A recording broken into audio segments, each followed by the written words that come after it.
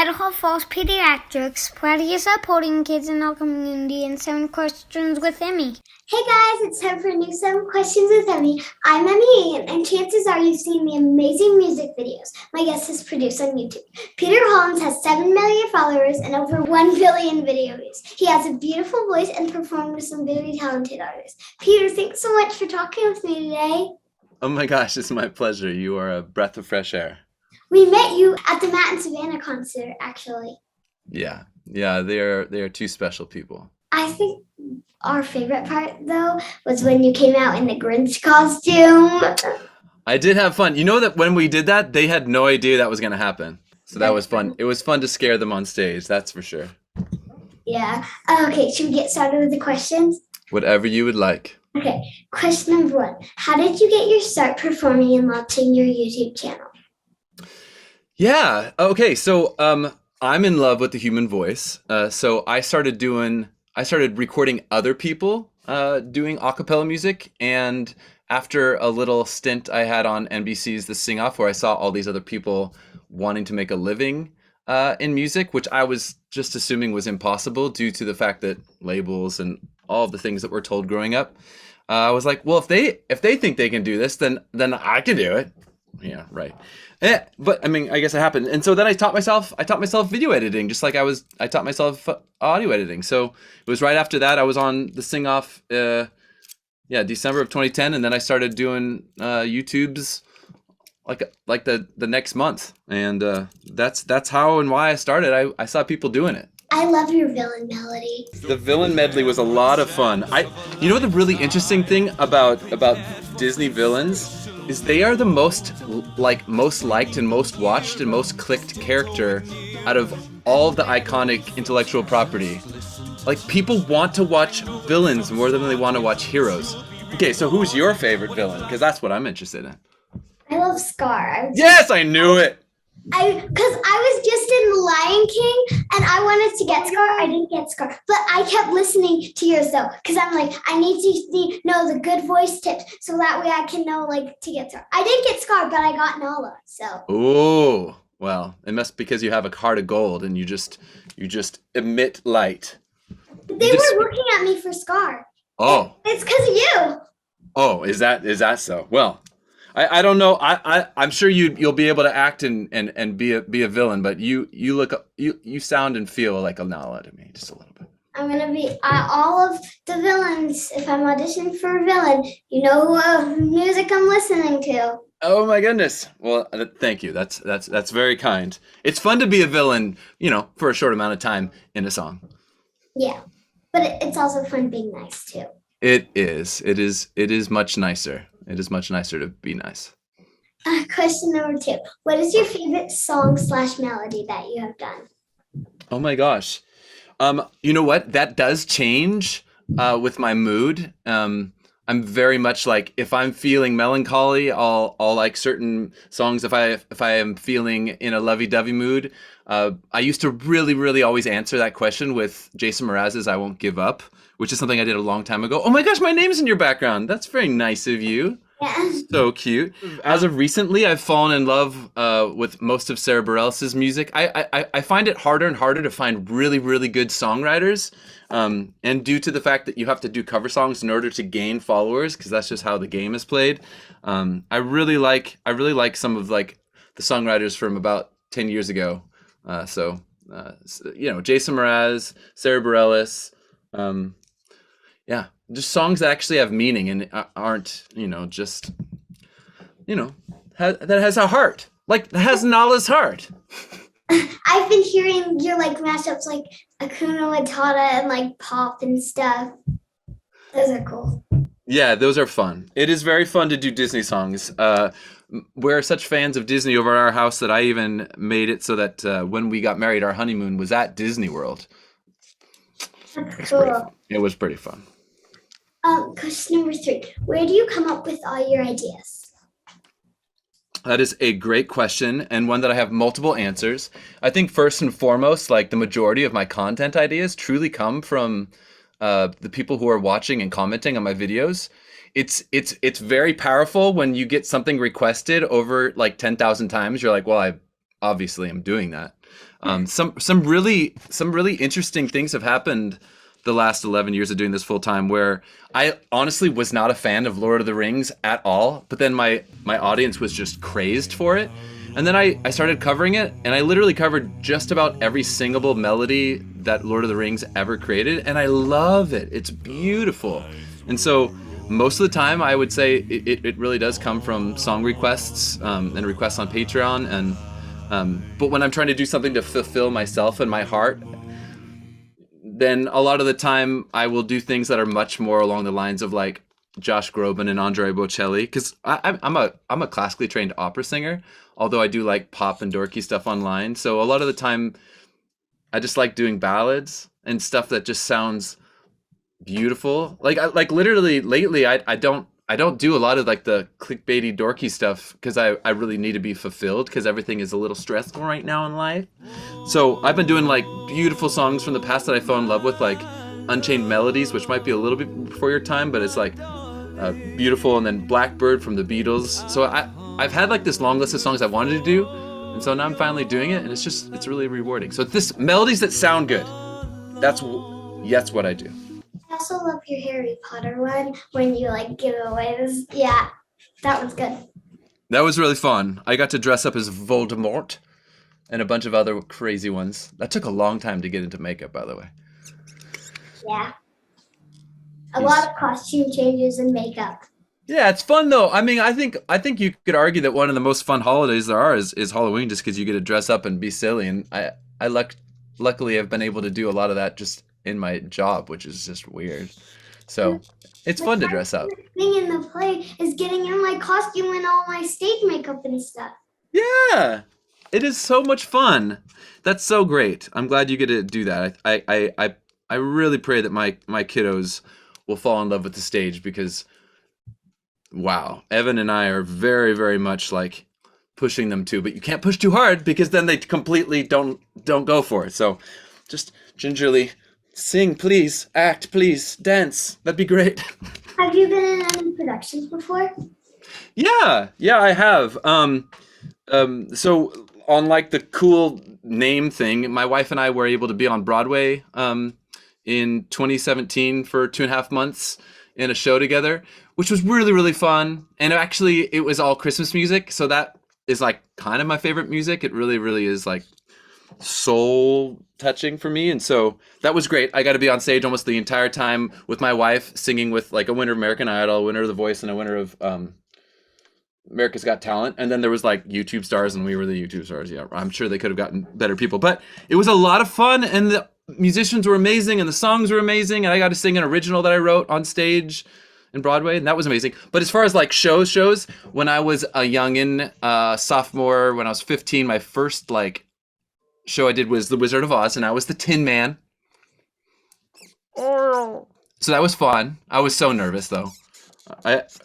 So funny to be back then. And then then I did like lots of older musicals when I was like in my 18, 19, 20s, like Crazy for You, and about a bunch of things that maybe your dad knows. I don't know if you're into musicals or not, but there's a lot of them. I get so nervous when I'm in plays. It's Yeah, that's perfectly natural. Especially when people like, like your friends are in the audience and stuff. You don't want to forget a line. That'd be embarrassing. Yeah, you know what though? I am the most forgetful human on the face of the planet. Like literally, I hire people to be off camera telling me the lyrics before I sing them. That's how bad I am.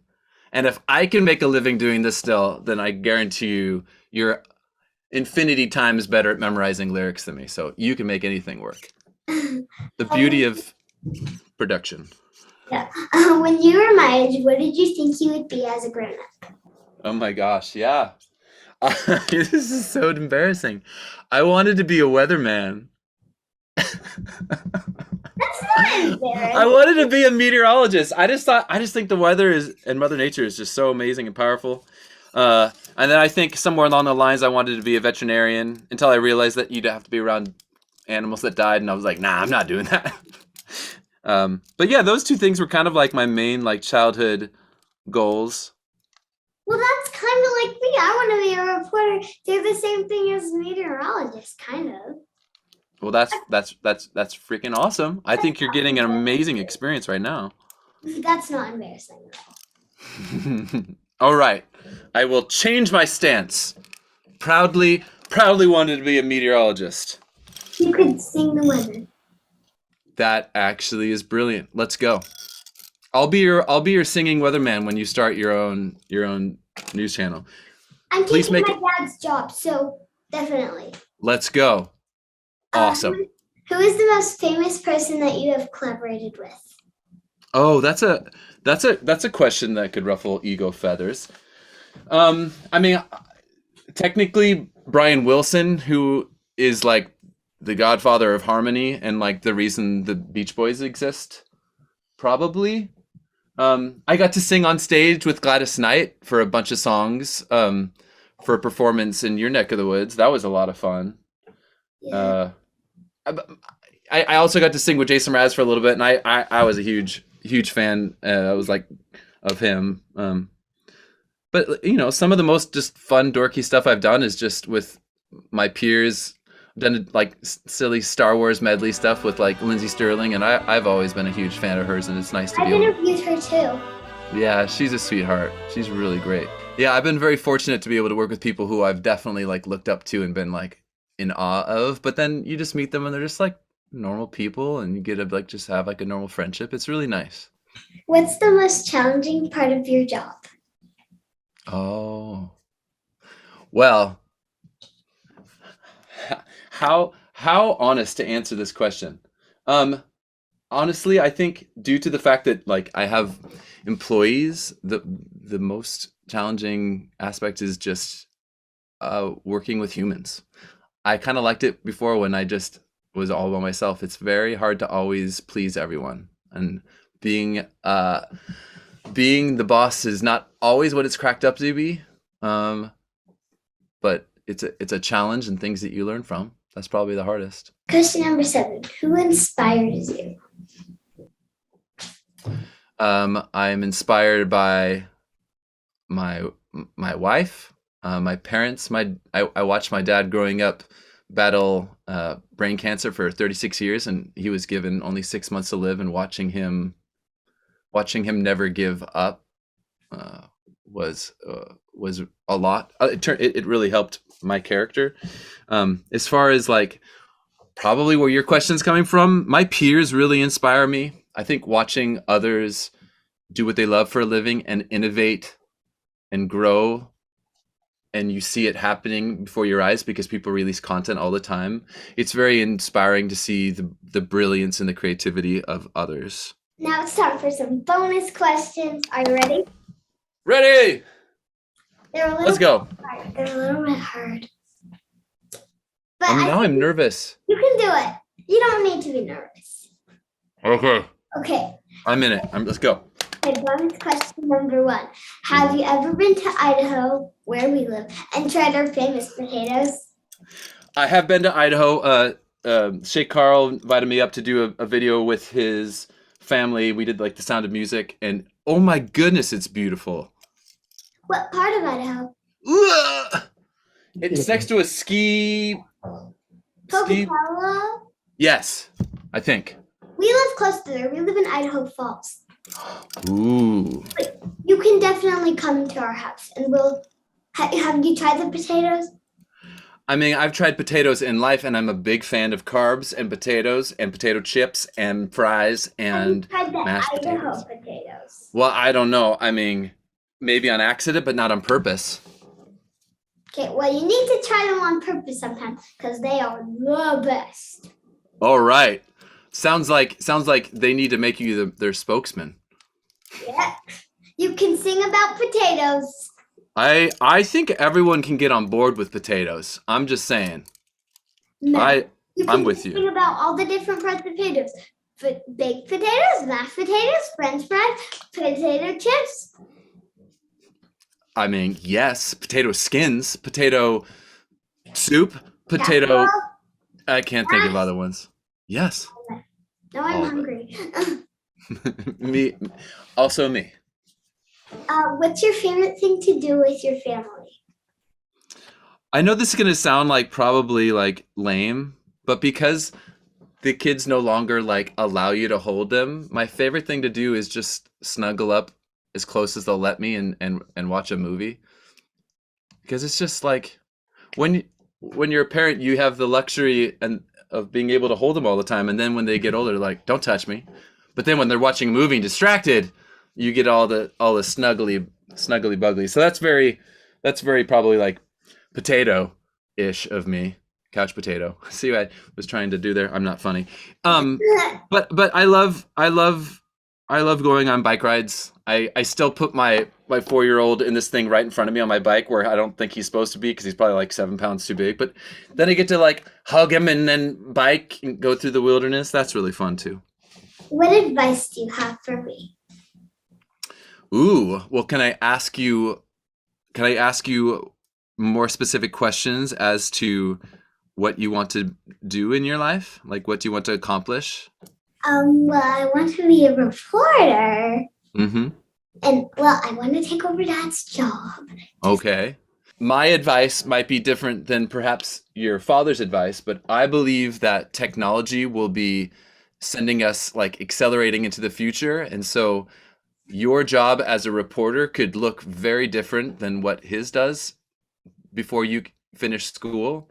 So I think you could start reporting as soon as your parents let you on your own social media channels and gain a following and a brand outside of any corporation. I think the future is one in which people will trust individuals more than corporations. Thus, if you start now, since it seems like you definitely have your head on your shoulders, you could really grow and build something that is uniquely your own. I really believe that. And I believe the future is one in which in 10 years' time, we will have over 10 public companies that are basically providing the infrastructure for people like yourself to do what you love for a living. Literally, the creator economy will have public companies such as Patreon and others out there that have already paid, $4 billion to creators in the last 7 years. There's going to be lots of those.